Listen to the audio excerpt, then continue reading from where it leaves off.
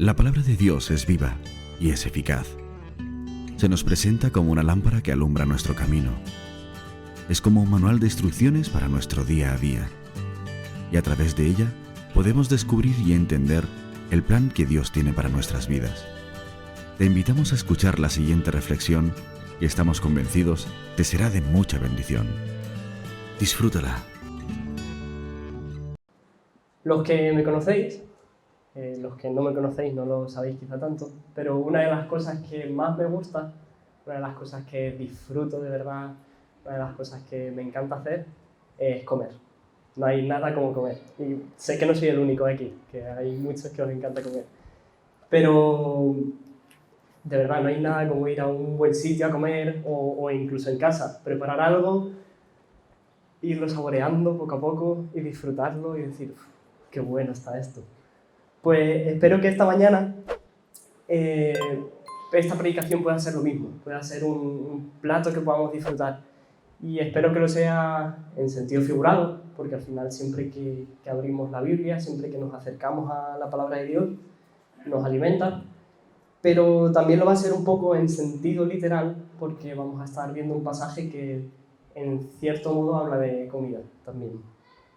Vamos a estar leyendo 1 Corintios 3, los versículos del 1 hasta el 4, y después vamos a leer también el 10 y el 11.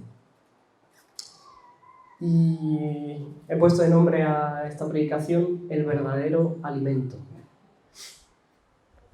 1 Corintios 3, del 1 al 4, y luego 10 y 11. Espero un poco que podáis tenerlo listo. Dice así, Pablo está hablando a los corintios, ¿vale? Es la primera carta que les envía a la iglesia de allí de Corinto. Dice, de manera que yo, hermanos, no pude hablaros como a espirituales, sino como a carnales. Os hablé como a niños en Cristo. Os di a beber leche y no vianda, porque aún no erais capaces, ni sois capaces todavía. Porque aún sois carnales, pues habiendo entre vosotros celos, contiendas, disensiones, no sois carnales, y andáis como hombres. Porque diciendo el uno, yo ciertamente soy de Pablo, y el otro, yo soy de Apolo, ¿no sois carnales? Y después dice en el versículo 10 y el 11, conforme a la gracia de Dios que me ha sido dada, yo como perito arquitecto puse el fundamento, y otro edifica encima. Pero cada uno mire cómo sobreedifica, porque nadie puede poner otro fundamento que el que está ya puesto, el cual es Jesús. Estamos delante de un pasaje que es bastante completo y que a la vez que nos da una advertencia, Pablo está advirtiendo a los hermanos en Corintios de forma fuerte. También nos da mucha esperanza, a la vez que debería incomodarnos, a la vez que debería hacernos dudar en cierto modo, también nos ofrece compasión y gracia de parte de Dios. Normalmente este pasaje lo leemos entre líneas y observamos mucho a Pablo, pues eso, siendo duro con sus hermanos en Corintios, indicándoles lo orgullosos que son, haciéndoles ver cómo están poniendo el enfoque en cosas que no deberían. Pero, al menos para mí, en estas últimas semanas, este último mes, este pasaje también me ha dado mucha esperanza, me ha dado ánimo en medio de dudas, me ha dado paz y me ha permitido ver a Dios en medio de incertidumbre. Y espero que en esta mañana pues, para vosotros pueda ser igual, que nos quedemos con las dos partes, que si Dios nos está dando un toque de atención, pues seamos capaces de entenderlo.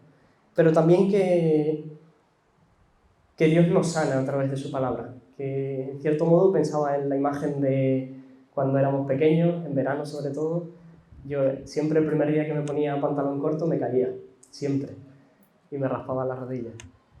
Y iba a casa, mi madre me curaba con alcohol, y el alcohol escuece, pero a la larga cura, y a la larga nos hace un bien. Pues espero que en esta mañana la palabra de Dios pueda ser igual, que pueda escocernos quizá un poquito, depende de cada uno, cómo estemos, pero que pueda sanarnos y que pueda hacernos bien. Hemos leído el capítulo 3, versículos del 1 al 4 y 10 y 11. Pero para poder entender lo que Pablo está diciendo en el capítulo 3, tenemos que saltar un poquito al capítulo 2, al capítulo 1, ¿vale? Voy a ser muy breve, pero necesitamos saber qué les ha dicho Pablo a los corintios en los capítulos anteriores. Pablo, sobre todo, con los corintios, está luchando mucho contra el orgullo, está luchando contra la soberbia, la altivez, la vanagloria. Está buscando destruir el orgullo que hay entre los corintios. El primer capítulo, entre otras cosas, haciendo un resumen así rápido, dice que Dios destruirá la sabiduría de los sabios y desechará el entendimiento de los entendidos. Dice también que el mundo no conoció a Dios mediante la sabiduría. Por eso Dios desecha la sabiduría, porque no se le puede conocer a través de ella. Y termina el primer capítulo diciendo Pablo que lo necio del mundo, lo que es débil, lo que es vil, menospreciado, todo eso es lo que Dios escoge. ¿Y por qué Dios escoge eso? ¿Por qué Dios no escoge lo sabio, lo entendido, lo fuerte? Para así avergonzar a lo sabio, a lo entendido, a lo que es fuerte. Con la intención de que nadie pueda enaltecerse, que nadie pueda venirse arriba, que nadie pueda creerse más. Con la intención de que el foco esté puesto en Dios y esté puesto en Jesús.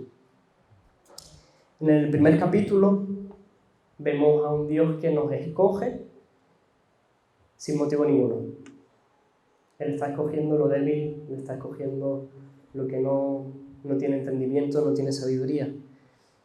Él viene a buscarnos, y no viene a buscarnos porque seamos mejores, sino que viene a buscarnos porque Él quiere, sin más. Nosotros no vamos a Él, Él viene a nosotros. Y esto que Pablo muestra o explica en el primer capítulo es como ver un cuadro muy grande en el que cada pincelada va rompiendo el orgullo. Es un cuadro muy grande en el que a través de humildad, de perdón, de gracia, de un amor sin condición, somos salvados. Dios nos salva sin merecerlo. Pero claro, Pablo tampoco les dice a los corintios que la intención es que sean ignorantes. Como Dios escoge lo que no es sabio, vamos a ser ignorantes. Vamos a conformarnos con no estudiar. No. Pablo no está diciendo a David, a Rubén, a Leo, que cuando les decimos algo en la escuelita, lo escuchen y lo acepten sin más. Tienen que hacer preguntas, tienen que estudiar luego en su casa durante la semana. Detrás de Dios hay sabiduría también. Y eso es lo que Pablo muestra en el siguiente capítulo, en el capítulo 2. Para evitar malentendidos, para evitar que la gente diga, como Dios escoge lo que no es sabio, aquí nos quedamos. Para que eso no suceda, Pablo muestra que sí, la fe nace del Espíritu, porque Dios así lo quiere, no porque nosotros hagamos algo, pero una vez hemos recibido fe, dice Pablo en los versículos 6 y 7 del capítulo 2, hay sabiduría para los que alcanzan madurez. Es una sabiduría que viene de Dios y que se nos entrega junto con el regalo de la fe. Esa sabiduría no la alcanzamos nosotros, es también algo que Dios nos da. Pero sí hay sabiduría detrás de Dios, no hay ignorancia. Y por último, ya para terminar el resumen de los 2 primeros capítulos, en los versículos 14 y 15, los últimos versículos, Pablo distingue entre 2 tipos de personas. Pablo distingue entre el hombre natural, que es lo que Pablo entiende como personas que no han conocido a Dios, personas que no son capaces de entender nada de Dios, que están alejados de Dios. Y luego Pablo habla del hombre espiritual, que son las personas que sí pueden entender y si pueden juzgar lo que Dios muestra, que sí tienen la mente de Cristo. Tras todo esto, tras Pablo luchar contra el orgullo en el primer capítulo, mostrar que Dios nos salva porque quiere, y tras hacer la distinción entre el hombre natural y el hombre espiritual, pues llega al tercer capítulo. Pablo nos ha presentado al final del capítulo 2 dos alternativas: el hombre natural y el hombre espiritual. Lo que pasa es que se queda un poco simple, podríamos decir. O no sabes nada de Dios, o estás alejado de Dios, o entiendes todo de Dios. Y resulta que en medio de los corintios hay un grupo de personas que no están ni en un lado ni en el otro. ¿Qué pasa con este grupo de personas? O sea, Pablo dice en el versículo 1, hermanos. Es decir, los corintios eran creyentes, no eran personas que no hubiesen conocido a Dios. Pero no están entendiendo todo de Dios. Pues este segundo grupo es el de las personas carnales, los cristianos carnales, que llama Pablo. Son hermanos de Pablo. Pablo les está diciendo: vosotros habéis sido salvados como yo, vosotros sois cristianos como yo. No es que seáis hombres naturales, habéis sido salvados. Dios os ha escogido a vosotros también. Pero falta algo. Y en cierto modo por eso decía que aquí podemos ver esperanza en este pasaje. Porque quizá nos falta un poquito, y es cierto, pero Pablo no nos está desechando. Pablo nos está recordando que somos hijos de Dios, que somos hermanos unos con otros. Podemos ver que para el que está luchando, para el que no se está conformando, Dios está ahí. Que para el que está caminando adelante, Jesús está ahí. Pero también vemos una advertencia, lo que decíamos antes.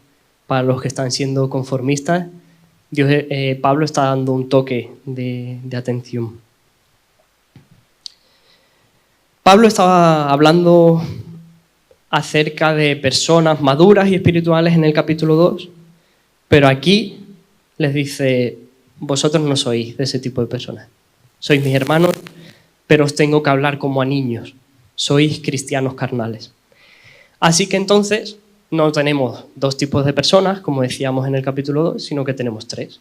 Tenemos las personas naturales, el hombre natural, que son las que no tienen ningún tipo de vida espiritual, son las que están alejadas de Dios. Pueden conocer un concepto, pueden conocer una teoría, pueden haber escuchado de Dios, pero no están realmente cerca de Él, no están viviendo conforme a lo que Dios quiere. En segundo lugar, tenemos las personas espirituales, que son las que están cerca de Dios, son personas maduras, que se dejan guiar por el Espíritu Santo, que pueden entender las verdades bíblicas, sean profundas o sean más superficiales.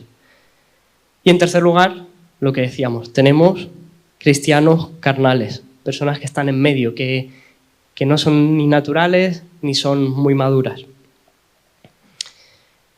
La intención esta mañana es entender qué sucede con este último grupo, qué pasa con ellos, con los que están ahí en medio, con los que parece que no están en ningún sitio, cómo Dios ve a esta persona, qué podemos hacer, qué sucede, sobre todo si estamos ahí, cómo salimos de ahí y avanzamos, ¿no? Pablo habla de niños. Pablo en el primer versículo dice: de manera que yo, hermanos, no puedo hablaros como a espirituales, sino como a carnales, como a niños en Cristo. En el primer capítulo, Pablo sí había dicho que había visto en ellos testimonio, en los corintios. Había visto muestra de que habían creído en Dios. Entonces, repetimos, los hermanos de Corinto eran creyentes. Pablo predicó, ellos creyeron, fueron salvos. Por eso les habla como hermanos. Esto significa que Cristo sí está en ellos, que de ellos sí hay un agua manando que viene de Cristo. Esto significa que Dios les está envolviendo con el amor de Cristo. Dios les está mirando, sean más maduros o menos maduros, a través de Cristo. La mirada de Dios pasa, no sé si habéis el típico cristal de ducha o de un cristal así que es como más oscuro y que cambia lo que hay al otro lado. Dios está mirando a los hermanos en Corinto así y a nosotros también. Cristo está haciendo pantalla y todo lo malo que tenemos se convierte en bueno al pasar la mirada de Dios a través de Cristo. Han sido acogidos. Ahora teníamos estos niños saharauis. Han sido apadrinados. Hemos sido apadrinados. Hemos sido adoptados. Hemos sido salvados. Cristo es suficiente para nosotros. Y es cierto que quizá algunos de nosotros aún somos como niños. Es cierto que quizá aún tenemos por madurar, aún estamos gateando quizá. Pero tenemos un Padre de amor. Un Padre que a veces tiene que ser duro, un Padre que a veces tiene que regañarnos, que a veces tiene que castigarnos. Pero tenemos un Padre que nos ama. Pablo también menciona a los corintios como carnales. Les habla de niños y también los menciona como carnales. ¿Qué significa esto? ¿Qué significa que son carnales? Pues lo primero que podemos sacar de esa expresión es que tener una relación profunda con Dios no es algo que sucede de la noche a la mañana. Normalmente el proceso es bastante lento y largo. Es verdad que a veces cada persona es diferente. A veces Dios nos transforma de la noche a la mañana y es algo rápido y somos alguien diferente. Y gloria a Dios por eso, porque eso es algo increíble. Pero muchas veces el proceso de santificación es algo largo, es algo lento, que conlleva tiempo. Y me gusta ver que nuestra vida como cristianos es como una batalla. Al final es una lucha continua, día tras día. A mí me gustan un montón. Raquel y yo hemos estado en Italia hace poquito. Me encanta todo lo que tiene que ver con el Imperio Romano. Me gustan un montón las batallitas, todo eso. Y aquí en España, en la península ibérica, hubo una de las batallas más importantes que los romanos tuvieron con los celtas, que es lo que se conoce como el asedio de Numancia. El asedio de Numancia es una ciudad que está cerca de Zaragoza, más o menos, un poquito más lejos, pero duró más o menos entre 11 y 15 meses, ¿vale? Pero es que antes de pasar esos 11, 15 meses, 20 años antes, ya estaba comenzando la batalla. La ciudad de Numancia podían ser 2.000, 3.000 habitantes. Rompió un tratado de paz con los romanos. Hicieron una muralla donde no podían hacerla, bueno, se lió parda. Y los romanos, ¿qué hicieron? Vamos a aplastar a estos celtas y mandaron 30.000 soldados para 3.000 personas. Eso es una barbaridad. Pues perdieron los romanos. Como 10 años después, ya sí fue el asedio de Numancia. Y Roma, para no tener otra vez ese problema, pues mandó como 60.000 soldados, trajeron elefantes de África, mercenarios a camello, una locura. Y aún así tardaron 11 meses, 15 meses en poder destruir Numancia. Es más, ni siquiera conquistaron Numancia, sino que los numantinos se entregaron. Quemaron la ciudad. Hay como una frase que dice: Numancia antes ardiendo que vencida por las armas. Y se entregaron. La mayoría se suicidaron. Bueno, un poco... ¿Dónde quiero llegar con esto? Que me voy por las nubes. Jesús ya es el emperador. Jesús está en la capital. Jesús está en Roma, en nuestro corazón.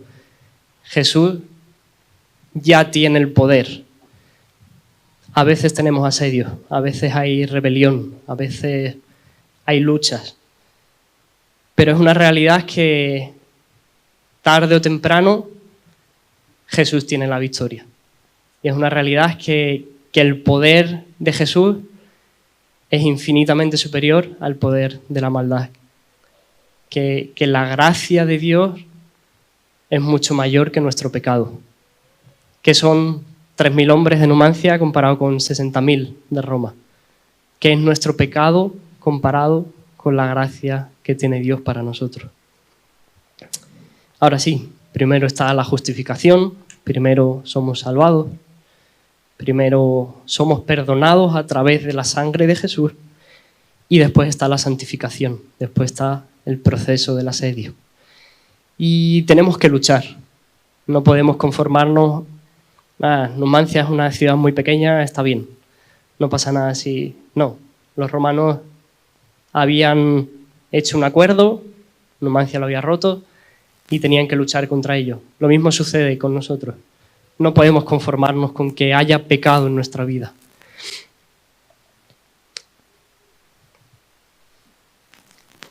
¿Qué pasa? Que lleva un proceso.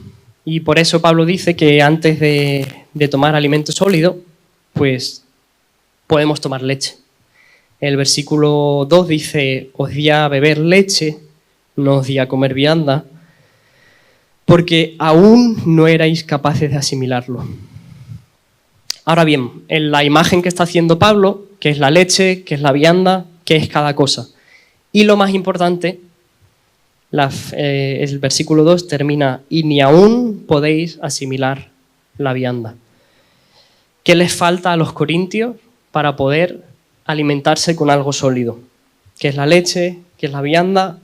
¿Y qué les falta a los corintios? ¿Y qué nos puede estar faltando a nosotros para alimentarnos con algo sólido?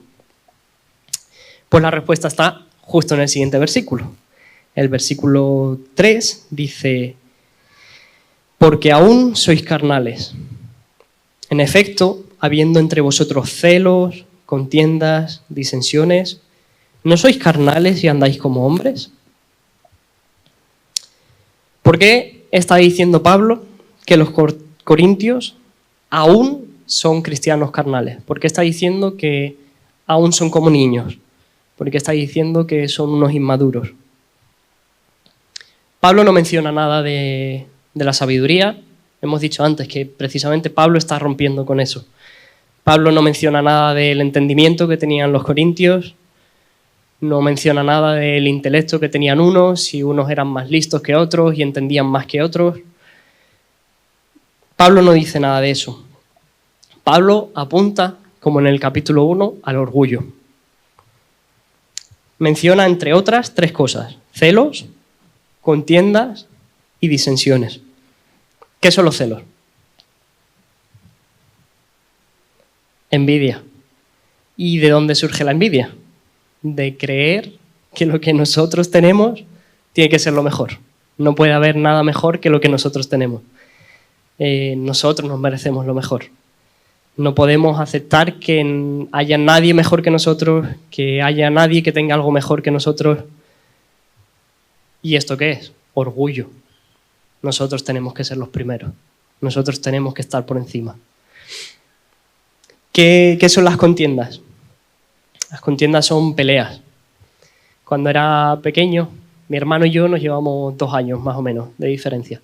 Entonces dormíamos juntos en la misma habitación, jugábamos juntos, todo lo hacíamos juntos y nos peleábamos mucho. Siempre, mientras estaba escribiendo, me acordaba de Olga y Rubén, que siempre están peleando. Pero no, está bien, somos hermanos. Mi madre siempre nos decía: si uno no quiere, 2 no discuten. Siempre nos decía esa frase. Hacen falta 2 personas para discutir. Uno solo puede discutir, sí, pero consigo mismo. Entonces, ¿por qué surgen las peleas? Por orgullo. No puedo dejar que otro esté por encima de mí. No puedo dejar que otro sea mejor. No puedo dejar que otro haga algo mejor que yo. Mi orgullo me lo impide. No puedo dejar que mi hermano me gane al fútbol. Y como no puedo dejarlo, pues le pego una patada. Y no puedo. Y no solo mi orgullo me lo impide, sino que eso mismo, mi orgullo daña a los demás. El orgullo nunca nos va a invitar, nunca nos va a hacer ser mejores. El orgullo siempre nos va a llevar a que los otros son peores, a pisotear a los demás. Nunca nos va a llevar a buscar la excelencia. El orgullo no funciona así. El orgullo consiste en invalidar a los demás, consiste en hacerles de menos. Por último, Pablo menciona disensiones. ¿Qué son disensiones? Son desacuerdos, son falta de acuerdo. Y una vez más, ¿de dónde surge el desacuerdo? Del orgullo. Si estamos discutiendo sobre un tema, mi orgullo me va a impedir ponerme en tu lugar. Yo no voy a poder escuchar con atención cuál es tu postura. No voy a poder entender cómo te estás sintiendo, porque estoy pensando en mí mismo. No voy a poder buscar ponerme en tu lugar. Y por tanto, mi orgullo me va a impedir buscar un acuerdo, que lleguemos entre tú y yo a un acuerdo en el que quizá yo tenga que perder, pero en el que todos podamos ganar mucho. Eso no va a suceder por causa de mi orgullo. Y este era el problema que estaban teniendo los corintios, orgullo. Su conocimiento, su inteligencia no definía su madurez, no definía tampoco su inmadurez. Era el orgullo lo que hacía que fuesen más o menos maduros. Y sinceramente yo tengo la convicción de que hoy por hoy el orgullo sigue siendo el principal problema del 99% de nuestras iglesias, el 99% de nuestras familias. Creo que es el problema más grande. Dentro de la iglesia, creer que la salvación se pierde o se gana no es el problema. Ese no es el problema más grande. El problema más grande es creer que nuestra postura es la mejor. Y como nuestra postura es la mejor, los demás que piensan algo diferente son menos. Creer que tenemos que cantar himnos o que podemos tocar la batería no es lo importante. Lo importante es que nuestro orgullo, nuestra necesidad de llevar razón, nos impide ver que Dios está en medio de esa alabanza, sea como sea. Creo que me estáis entendiendo. No estoy diciendo que todo sea válido, no estoy diciendo que podamos creer cualquier cosa, ¿vale? Obviamente, pues Dios a través de su palabra nos guía hacia la verdad, eso está claro.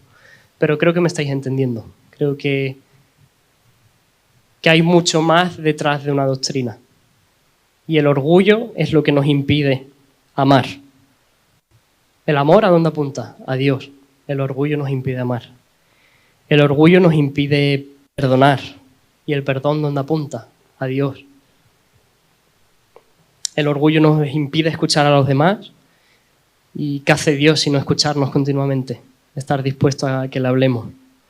El orgullo nos impide también reconciliarnos los unos con los otros. Y Dios nos ha reconciliado consigo mismo. El orgullo nos destruye.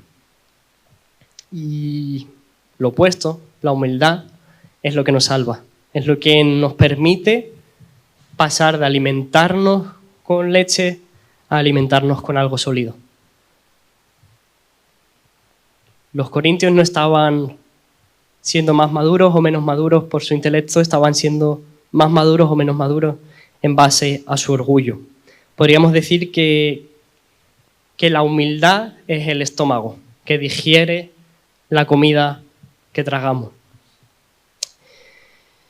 Por entender, porque ahora hemos visto qué es lo que impedía a los corintios asimilar el alimento sólido, pero qué es la leche y qué es la vianda. Pues podríamos decir que la leche es todas esas enseñanzas básicas, es lo más fundamental, es el evangelio en sí mismo, que permite a un pecador orgulloso entender qué ha hecho Jesús y comenzar a caminar ese sendero de la humildad. Y por el otro lado, el alimento sólido, pues lo que decíamos, no es algo que requiere más inteligencia. No por tener una carrera voy a entender mejor. Requiere de menos celos, requiere de menos contiendas, menos orgullo y más humildad. El alimento sólido no es para los inteligentes, es para los humildes, para los mansos, para la gente que se olvida de sí misma. El alimento sólido es para los que están dispuestos a hacerse más pequeños para que Jesús crezca en ellos. Son los que están dispuestos a olvidarse de sí mismos para acordarse de Dios y de los demás. Dios es el importante. Jesús es el importante, no nosotros. Y lo hemos dicho en el primer capítulo. Jesús no nos ha salvado porque seamos mejores. Jesús nos ha salvado porque Él ha querido. Y si somos salvos es porque Él ha querido. Él es el importante, Él es el que tiene el poder. ¿Qué pasa? ¿Cuál es el problema de los corintios? Pues el problema de los corintios no es que al principio Pablo habla en pasado. No pude hablaros como a espirituales. Ese no es el problema. El problema no está en el pasado. Es normal que un bebé se alimente de leche. El problema de los corintios es que ahora en el presente, versículo 2, ni sois capaces todavía. Ese es el problema de los corintios. No que antes no pudiesen alimentarse de algo sólido, sino que ahora todavía no pueden. Y Pablo les está diciendo, ¿todavía? Y esta es la advertencia. Hemos hablado de esperanza, hemos hablado que somos salvos, que si estamos en un mal momento, Dios aún así nos ha salvado. Pero hay una advertencia, y Pablo es serio con ello. No en el pasado, sino en el presente. Pablo les dice, ¿no estáis siendo carnales? ¿No estáis andando como los hombres naturales? Pero Pablo lo hace de una forma que a mí sinceramente me gusta mucho. Pablo intenta hacer reflexionar a los corintios. Pablo les muestra la situación que están teniendo a través de preguntas. Les dice, en efecto, habiendo entre vosotros celos, contiendas y disensiones, ¿y qué hace aquí Pablo? Les pregunta, ¿no creéis que estáis siendo cristianos carnales? ¿No pensáis que estáis siendo como los hombres naturales? Pablo está advirtiéndoles, pero al mismo tiempo les está dejando el beneficio de la duda, por decirlo de alguna forma. Pablo está invitándoles a que ellos analicen. El eco de la advertencia es fuerte, de todas formas.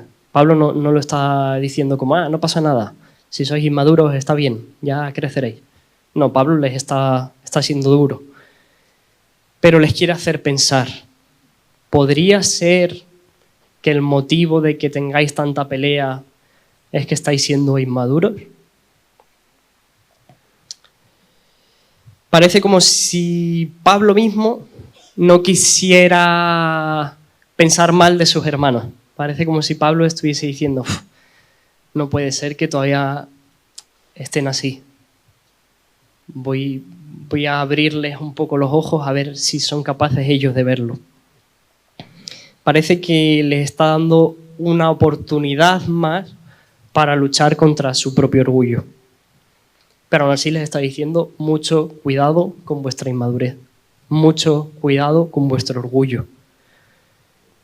Mucho cuidado. No crecer en madurez a lo largo de nuestra vida como cristianos es peligroso.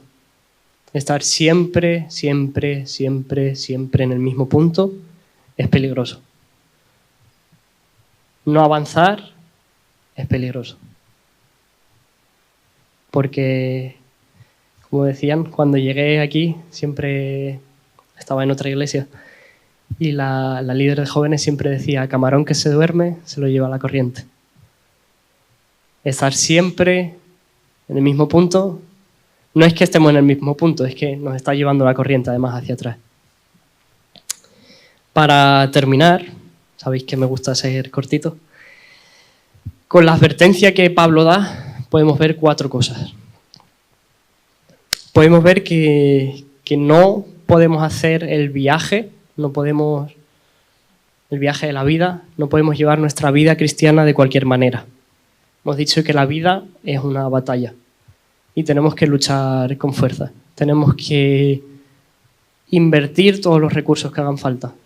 No podemos dejar que, son 2000 hombres, no pasa nada. Tenemos que hacer como hizo el Imperio Romano, enviar todo lo que tenemos a luchar contra el pecado. No podemos ir a la deriva, necesitamos un plan, necesitamos disciplina, necesitamos estar ahí luchando con fuerzas contra el mundo y sobre todo contra nosotros mismos, contra nuestro orgullo. No podemos conformarnos con ser inmaduros, no podemos estar ahí. En segundo lugar, podemos ver que en cierto modo tenemos que ser como Pablo. ¿En qué sentido? Tenemos que tratar de ver lo mejor en nuestros hermanos. Tenemos que advertirles al tiempo que les amamos. Raquel estuvo hace un par de meses bastante mal con gastroenteritis, pero fatal. Si ella hubiese dicho, voy a cenar esta noche pizza, yo me hubiese enfadado con ella. Yo le hubiese regañado, yo le hubiese dicho, no puedes hacer eso. Y lo hubiese hecho con dureza. Tampoco soy tan duro. Pero lo hubiese hecho porque la amo. Y porque quiero que esté bien. Debemos hacer lo mismo con nuestros hermanos. Amarles a la vez que les advertimos. Pero lo que decíamos, como Pablo, dar el beneficio de la duda. Una vez más, creo que me estáis entendiendo. No podemos dejar que todo se haga de cualquier forma. Pero creo que me entendéis, que podemos amar a los hermanos a través de nuestras advertencias. En tercer lugar, muy parecido a lo que decíamos en el primer punto, no podemos quitar importancia a la inmadurez. No podemos ser eternamente niños. Y tenemos que dar frutos y sabemos que por nuestro fruto se nos conoce. Es verdad que podemos pasar por una helada, a veces las heladas dañan la cosecha. Podemos pasar también por el calor de la angustia, a veces mucho sol quema las cosechas. Y es cierto que hay años que la cosecha no es tan buena. Y hay años que los pájaros han comido las semillas, hay años que cualquier cosa puede suceder. Y en cierto modo está bien, o no sé si está bien es la expresión, pero es normal. Lo que no puede ser es que año tras año, tras año, tras año, tras año, la cosecha sea peor y peor y peor y peor.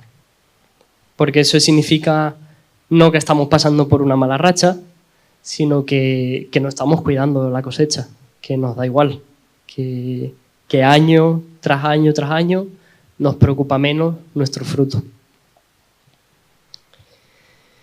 Y por último, con este pasaje podemos recordar otra vez, y de verdad es que es lo que espero que nos llevemos, que hay esperanza.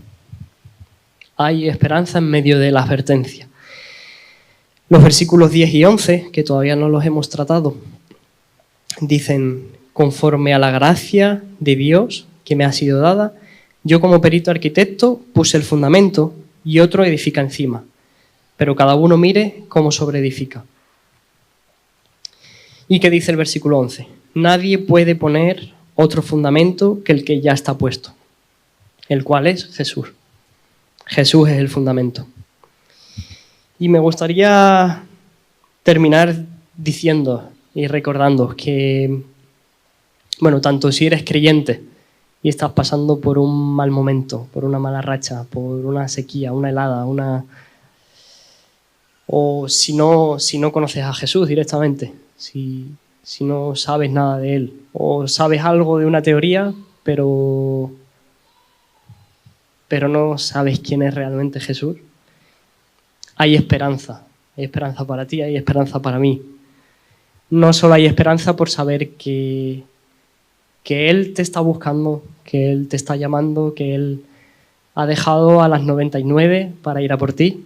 No solo hay esperanza por eso, sino que hay esperanza además porque Jesús tiene mucha paciencia. Tiene mucha paciencia con sus niños. Tiene paciencia y está disponible para ti, para escucharte, para que te acerques a Él, para que le digas: estoy pasando por este mal rato. O si no lo conoces todavía, está esperándote para que le digas: esto es lo que me da miedo de confiar en ti. Esto es lo que me preocupa. Esto es lo que no quiero soltar por conocerte a ti. Jesús tiene paciencia de sobra para nosotros. La tuvo con sus discípulos, que eran un desastre, cuanto más para nosotros. Para terminar, Juan 6, 35, dice Jesús hablando: yo soy el pan de vida. El que viene a mí nunca tendrá hambre, y el que en mí cree no tendrá sed jamás. Hemos hablado de leche, hemos hablado de alimento sólido, pero este es el verdadero alimento: Jesús. Jesús, el pan de vida. Lo dicho, no sé si estás en tu mejor momento, pero si no estás en tu mejor momento, siempre puedes mojar el pan en la leche y ablandarlo. Y si estás en tu mejor momento, si sientes que necesito más de Dios, siempre puedes hacerte un bocadillo y usar el pan para comer carne. Jesús está ahí.